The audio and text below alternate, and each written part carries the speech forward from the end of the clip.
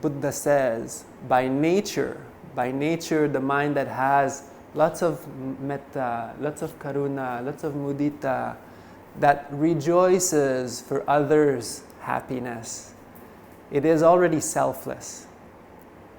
It is already, there's anatta in it. It's not heavy, it's very light.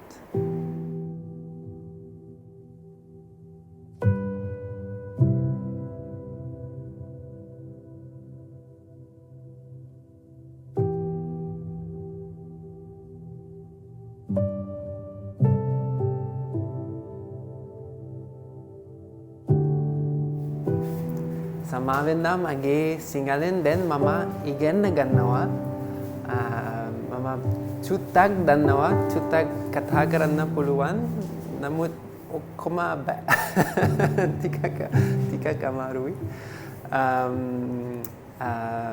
but I think this is a good opportunity for me also, so mama utsaha karanna poddak Samaharavita Singalin Vachana Kian Puruduwanawa. It's a pleasure for me to be here. Thank you for having me. Thank you for the invitation. And so I think the usual formula is to start with the 3 refuges and the 5 precepts. That's what Naveen informed me that it would probably be good to start with. So we can start with Namaskar and then.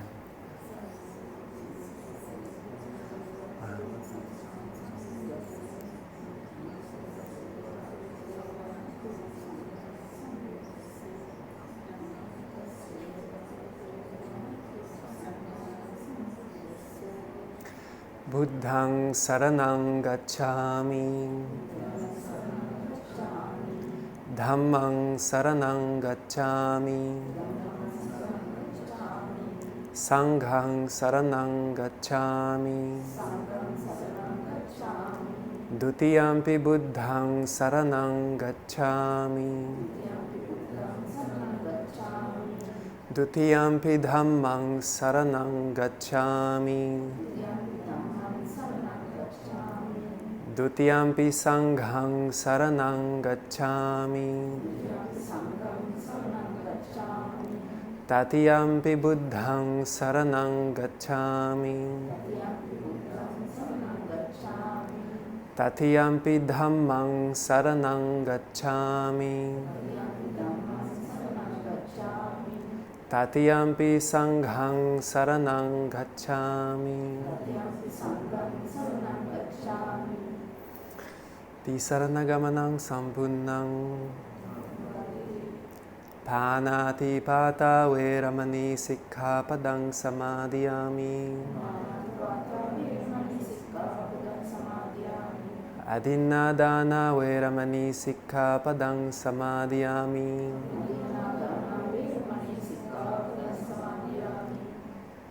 Kāmesu miccāchāra veramani sikkhapadang samādhiyami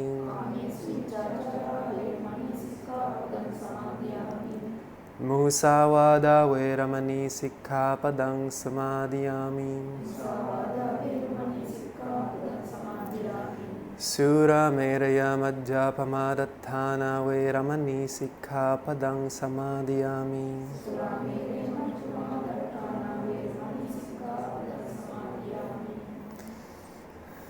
Sadhu, sadhu, sadhu. Very good. This is quite a beautiful opportunity for me to be here because I believe that the Faculty of Medicine, because there is lots of punya, I believe, being generated, especially in the medical sector. For me, I think one of the professions that is very close to Dhamma is medicine. and because it's so closely working with other people's well-being, and if I understand that here this is what is being taught also, so it's even more disseminating that knowledge to many doctors and many future professionals in that sector, which is quite wonderful. In whichever ways we want to look at any level of happiness or efficiency in our own lives, whether it's at work or whether it's in our family life, in our day-to-day life, in absolutely everything that we do. What is efficiency? What is efficiency in actual reality? How do we become efficient? So, would anybody have any idea what's the one thing that's behind all of that efficiency? The one thing. There's one thing. It's the first line of the Dhammapada. The mind precedes all things. Mano pubbangama dhammā, Mano Citta manomaya. And so whatever we do in life, the mind is running the show. The mind is behind everything. So before we break into speech, vachi, before we break into actions, kaya, body, speech, and mind, it all comes from the one thing, the mind. And so, before we can do anything, we need to learn, well, how does the mind work? What are the characteristics of the mind? How does it work in general? And this is such a beautiful aspect of the Buddha's teaching. And in Sri Lanka, you're very lucky because you have readily access to this amazing teaching. Where I'm from, it's a lot harder to come across, and so only with that you can rejoice. And for me, it took me a long time to get to the point where I felt like I started to really understand what the Buddha meant by this. Because the Buddha seems to say there are two main, very different states of mind, two different qualities or polar opposites. How do I say polar opposites in Sinhala?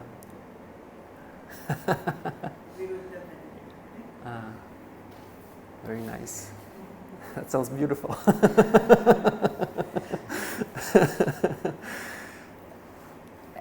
And anybody has any idea what these two polar opposites would be?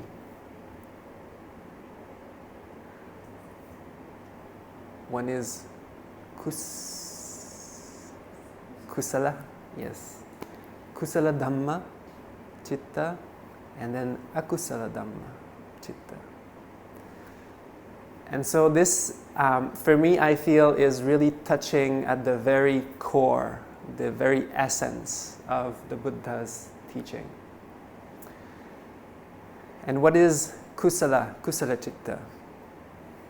Kusala Citta, what would be examples of wholesome or beneficial, skillful mental states? Because that's what we're talking about here, is different mental states, mental qualities of the Kusala Citta. And so one of them could, anybody familiar with four very wholesome states that are called kindness? Yes, very good. Kindness, loving kindness, metta, maitri. What would be its twin or Mudita, very good, mudita. Karuna. Upekkha, yes, the 4 Brahma Viharas. So this is a very good start. That would be very wholesome. And then of course we have maybe some further practices or further stages, or this 4 Satipathanas. Oh, yes, Satipatthana. Of just, I feel like the Satipathanas are very close to Upekkha also, because they are just seeing things for what they are. So we're not taking things very personally, not becoming very agitated. These are things that we see when the mind is already balanced, already leveled, stable. One beautiful thing I like about Sri Lankan culture is this emphasis on sharing merits, Puññānumodanā, because sharing merits in English doesn't actually convey the actual meaning of Puññānumodanā. Puññānumodanā is to rejoice, rejoice in the merits, and Anumodana means to actually Anumodana is to rejoice into whatever action is done. And this is very interesting, because why do we do this? Because the mind, when it rejoices in very wholesome activities, wholesome deeds, it becomes very clear. It becomes very bright. And there are sutras where the Buddha says when the mind is uplifted, it sheds the nivaranas, it sheds the defilements. So on one side we have a very beautiful, uplifted mind, that is the Kusala Citta. Kusala has all of the wholesome states. And that mind, Buddha says, by nature, the mind that has lots of metta, lots of karuna, lots of mudita, that rejoices for others' happiness, it is already selfless. It is already, there's anatta in it. It's not heavy, it's very light. And that mind sees very clearly. That mind sees through everything. It doesn't hold on.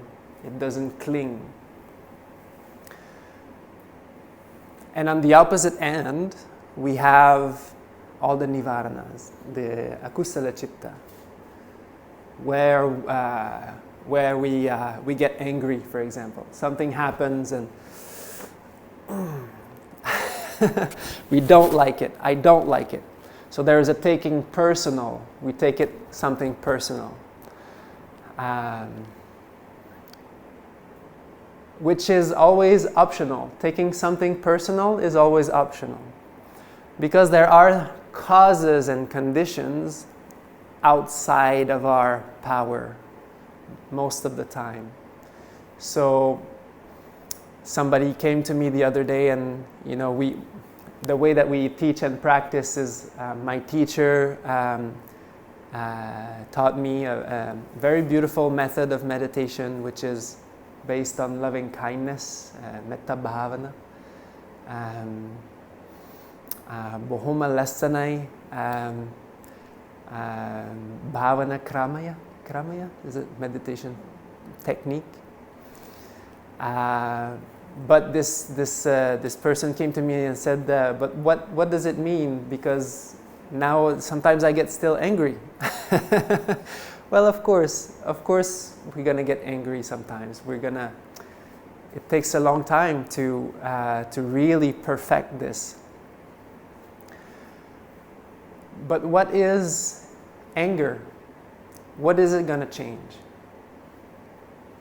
Is it really gonna fix the situation? Is it if I get angry with my colleagues, or if I get angry with my brother monks, or if I get angry with anyone for not doing something the way I like it, is it going to help? No. Anger is never going to help us. That's why the Buddhists called it the sweet sting with the poison roots. Sometimes on the spot, it feels good to react, to say something. But then in the end, it poisons our relationships and it poisons our lives. So anger is never going to be good for us. So as soon as we see that, with wisdom, with paññā, and so the more we train to see all the unwholesome states like this, jealousy, never going to be helping us. Anger, never going to be helping us. Impatience, envy, never going to be helping us. Of course, it's not good to, try to really deny anything that's happening. That's not what I'm saying. Things will happen, will trigger us. Things will come and knock us and test us. That's okay, that's normal. But the more we train our minds to see paññā with wisdom,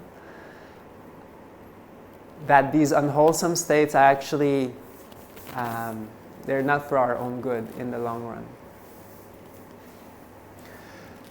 And one of the really good tricks that my teacher taught me was to develop this awareness of the body, kaya gata sati. This awareness of the body, when we are close to our own bodies, we start to feel how these states feel. And so anger, how does it feel when you have anger in your body, inside your body? Tensed, yeah, very taray. Yes, like this. Yes, contracted, isn't it? Like a little bit burning here. Ah, yes. You notice that? And more we develop this language with our own bodies. We can see, oh yes, that's the burning. Burning is there. Oh, that tension here in the deltoid. And often we can actually use the awareness of the body to catch them. Because if we only use the mind is very insubstantial.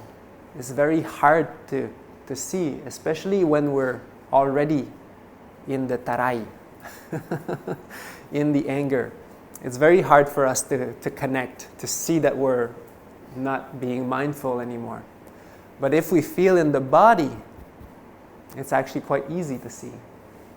It's like, oh, yeah, I'm not feeling good right now. This is not.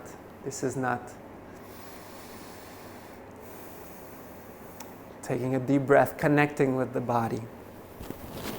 I am a very, and now I'm hoping that this will start to connect with maybe some activities and researches that are being conducted here. And I was talking earlier with the researches on mindfulness that were being done here at the faculty, and that's really wonderful. I like a lot of the new studies that are coming out around meditation and around mindfulness, and a lot of also I've been very interested in the vagus nerve and also its impact on our lives, and the difference between the fight and flight response and the vagal break that is called, and rest and digest. Also different states of the sympathetic nervous system and the parasympathetic nervous system. And this is exactly what I'm speaking about, being connected to our bodies. And a lot of any of you familiar with Peter Levine? He also has come with something he calls somatic experiencing. It's a kind of therapy that goes through the body instead of trying to understand trauma with the mind. He goes back to the body and he uses the vagus nerve and exercises to trigger the vagus nerve into a more relaxed state. And I find just that very, very interesting because it's also extremely close to the Buddha's teaching in that sense, where trauma is the modern word for me in my understanding for dukkha. Trauma is the new dukkha. So, but it's the Buddha had this template for dealing with it. So first, we need to be aware of it. We need to know what it is when it comes up. The first noble truth, the Ariya Satcha, the first one. Then we need to know its cause, is that something we're latching on in the mind. But then there's also the third one, which that there's a way out of it. There's dukkha nirodha. And this is very, very, very important, that there is a way out of that. And then marga. Marga is the fourth, and that is the path. And this is where we also have this awareness of the body, relaxing, passaddhi, the pasambayang kaya sankarang. This is what that means, to relax the bodily tension, stress in the body. And when we do that, we connect with our body, we can actually let go. That's the most important part. Why do we do all this is to let go. Nekkama, Viveka. That's another word I love about in Sinhala. Viveka gannawa. I'm just gonna rest, let go. Personally, I was really happy when I heard that in Sinhala, Viveka gannawa was actually to rest, to let go. Because I think that this is what it actually means also in the Pali. Not maybe sleeping, but but actually letting go physically, relaxing that tension, that connection with passaddhi, that connection with pasambhayang. And that just made me love Sri Lankan culture even more. Because my teacher had a very big emphasis on this. We need to feel our bodies. We need to always have this connection with our bodies. And when we feel these akusala dhammā, when api akusala dhammā deninawa, then api yana dennang puluan, we can let them go. How do I say that? Yes, okay, good.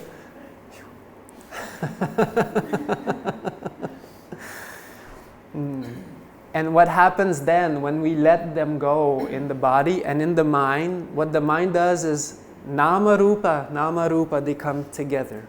So when we actually feel it in our body, we let it go, viveka gannawa, viveka. And then we will see the mind just also opens up. It becomes very clear, becomes very aware. And then we stop holding on. And one of the things that happens then is, now we're moving towards the bookmark. We gave you a little bookmark. There's a sentence on it.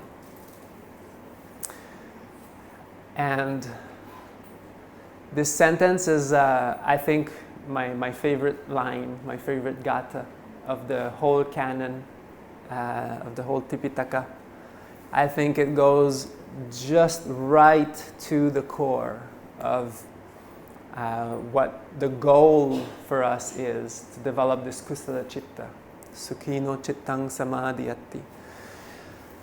So when we let go of the hindrances, the whole gatha goes tasime panche nivarane pahine attani samanupasato. When we see that the nivaranas have been let go inside of us, pamojang jayati. And it's like this relief, this feels good, it feels relieving, pamojang, gladness. Pamudita sapiti jayati, priti. Then there is that joy. If we let that pervade our life, uplift our mind, and we continue in that direction all the time, then joy arises. And this is not the amisa priti. Usually Sri Lankans are aware of all these things. This is very good. This is niramisa priti. This is mental, generated by you, not by something else outside. And so when we let go of the hindrances, of the nivaranas, pahine, then naturally it's the nature of Dhamma. The mind goes up. The mind becomes uplifted, becomes mindful. Pamuditassa piti jayati, piti manasa kayo pasambati. When the mind is uplifted, when the mind has joy, the body calms down. It also helps us calm down. And when we calm down, we're not agitated. There's no more restlessness. We see things properly in the true light of things. Kayo pasadda kayo sukhang vedayati. When the body is calm, is at ease, one experiences happiness or ease. And then Sukhino Cittam Samādhiyati. And this is the most important part. When the mind is at ease, happy, at peace, the body is calm, the mind becomes collected. So for so many years I was trying to understand through very different meditation practices, and I was very dedicated to meditation because this is how I encountered the teachings. In the West, we don't have many. It's not in our culture. Buddhism, you have to go to a monastery, a temple, or a meditation retreat. And mostly how we get to know about this is through meditation retreats. And so I was trying so many different kinds of meditations, and my teacher showed me this particular way, and then I discovered this little sequence, Sukhino Cittam Samādhiyati, and then everything became very clear, how the mind works actually. Because I've tried so many other techniques which worked in their particular ways, but when I understood that by really cultivating wholesome states all the time and abandoning tension, unwholesome agitation in the mind, then my mind became very clear. And then I see it, this is what I teach also, and I see it in many people. It just works so wonderfully, just the way that the Buddha said, Sukhino Cittam Samādhiyati. And so if you're asking me how to be efficient in anything that you do in life, this is the way. Ekatamai. And when your mind is clear, it has 100% of its capacity. It's at 100% of its potential. Of course, there is material knowledge. You can learn formulas, you can learn all of the knowledge about surgery, about operations, about clients' health, people's different systems. That is very good. And if you want to maximize your potential in your mind, make all of your CPU available, then this is the way. This is the way to maximize that. Because everything else is just other causes and conditions in the world. But with this teaching, you will be able to, whatever happens to you in your particular situation, in your particular case, whether you in general medicine or your surgery or you're in at the pharmacy or whatever field you're going, this is just the general solution for how to remain mindful. And I have a friend and a meditator who's a surgeon in India, and his whole life is just about serving. You know, he's in very high demand, obviously, and I also like. That's why I see this as a very beautiful opportunity, because so much punya comes out of this medical field. And for me, I see a lot of nurses and doctors so devoted to their practice, and I think it's really easy for all of you to bring the practice and life and work together, because it's working in such a wholesome, for wholesome ends, benefiting the health and the well-being of so many people. And you can cultivate that remembrance, Anussati, that you're doing this for the benefit of others also. And this is very, very special, because you're in a sector that is very easy to do that. And so every time you work, and you are teachers of these doctors and nurses and all of this, and so you can even know even more that this is actually going into benefit so many people. And rejoice, Anumodana.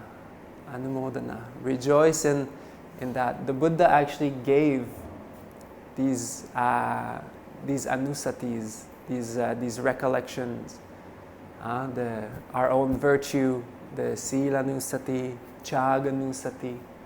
These are meditation instructions, and you can do that even while you're working.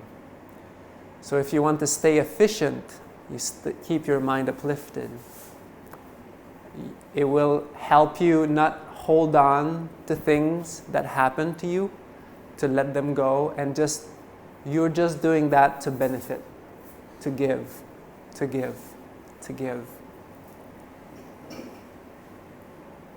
And that will protect you and keep your mind very beautiful, and you will always be able to be in that happiness. Maybe I'll give a little cheat. One last little cheat for your day-to-day life, which I found very, very helpful in my own practice. This is from my teacher, Bhante Vimalaramsi. He's an American monk who studied for about 20 years in Asia, Malaysia, Burma. He came to Sri Lanka also. He liked to tell us to smile more. To smile while we were meditating, following that sequence, Sukhino, Cittam, Samādhiyati. Smiling is actually very interesting, very interesting, and you'll be able to appreciate this from. It was from Charles Darwin and William James a while ago, who emitted the theory, the hypothesis, the facial feedback hypothesis, that maybe when we are happy in our minds, and this makes us smile, maybe if we smile, this would trigger the same neural pathways in our minds, even though it's purely mechanical, for example. So many researches have been done about this because their hypothesis triggered, a lot of curiosity and a lot of interest in that field. And one of them is biomotion and facial feedback. So it's basically they took two groups, and in one group,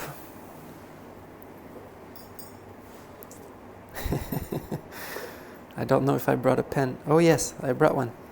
Good. So they wanted to know if a purely mechanical smile could make you feel happy. And so in one group, they asked people to put a pen in their mouth like this, like frowning, it's like tight face. Because it works in the other way around too. So if we kind of use these muscles that are triggered when we're unhappy, then it's also likely to, these anxiety muscles, like also the arched back on these positions, they also affect our mental states.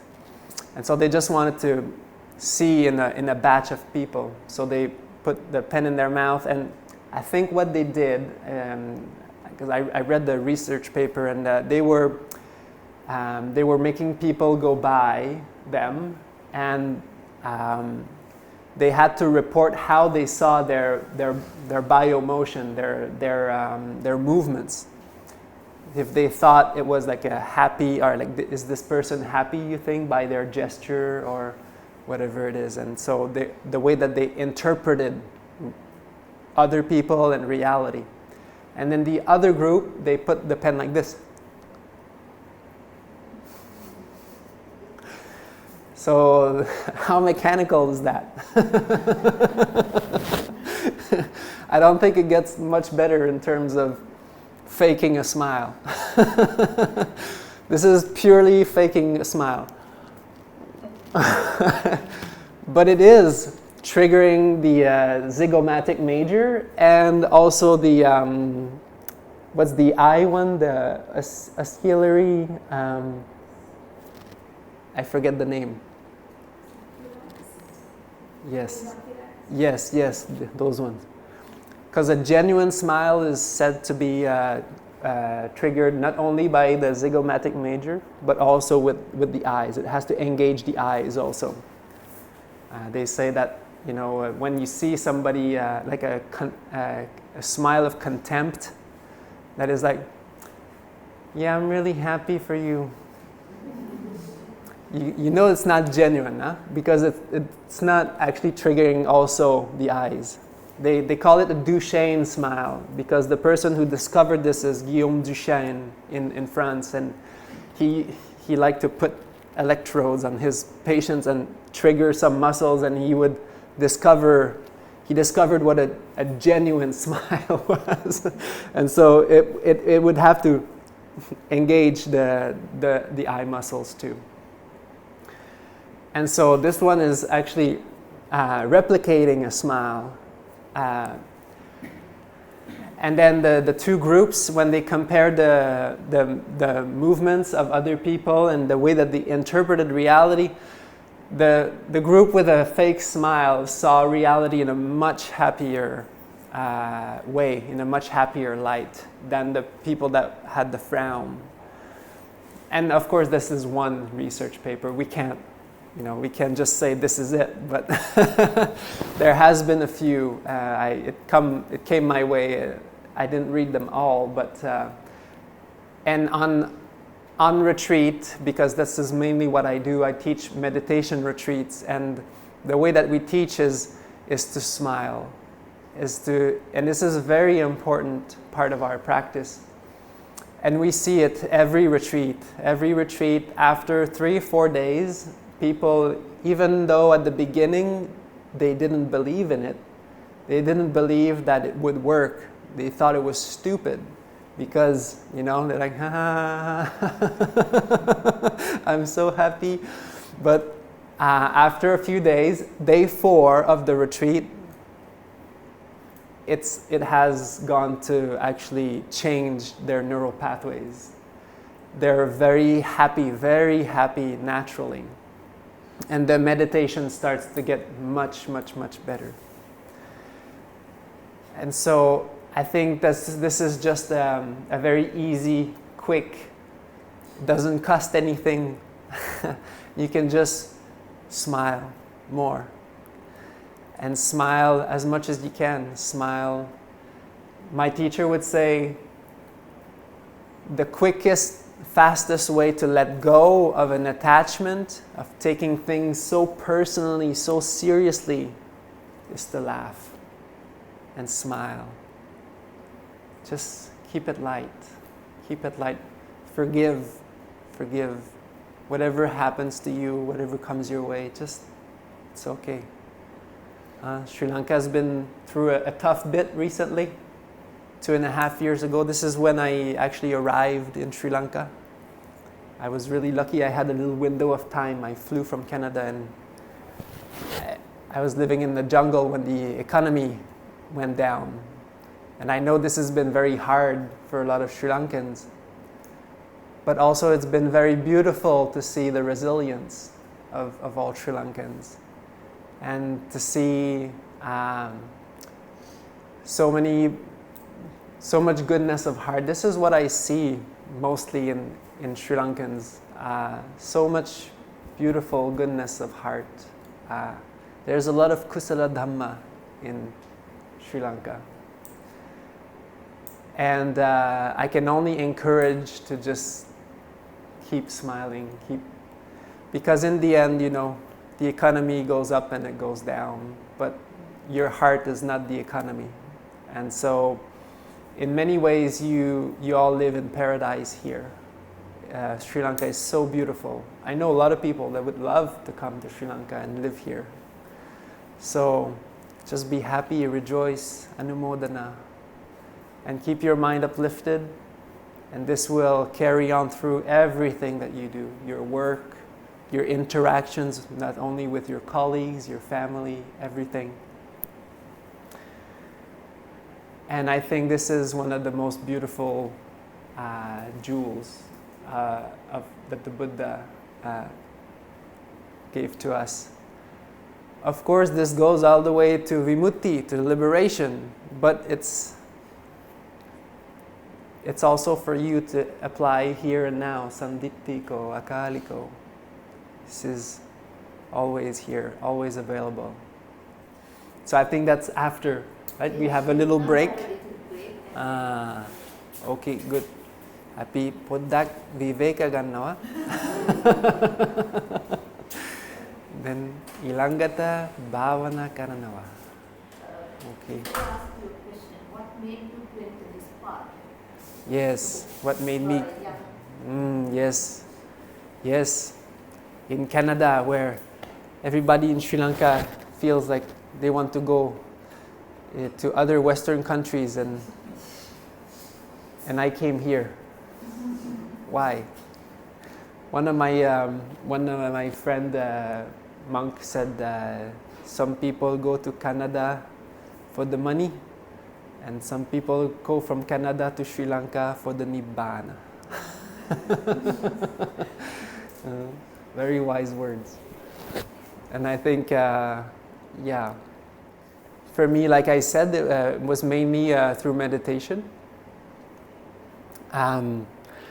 All of my life, I felt like I was looking for something, but I couldn't find it in the West. I couldn't find it where I was. And I just never knew what it was because I couldn't find it. So it was very difficult. So I had to go through many things in my life, many life experiences.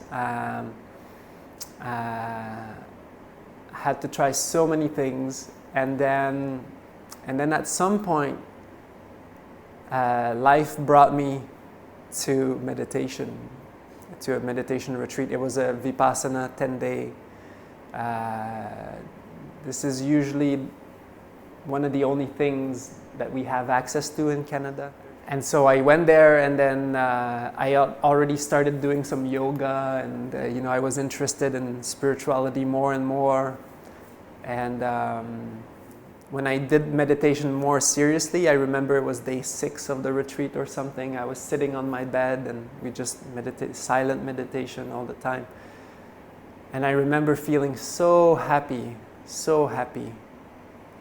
and free in my mind. I didn't know how messy my mind was before, because I didn't know what meditation was. I didn't know bhavana, mental development. And so I didn't even know that you could be just happy doing nothing. For me, it wasn't even an option. So when I realized that, then I was sitting on my meditation bed, and I thought, this is it. Like, this is what I've been looking for all my life.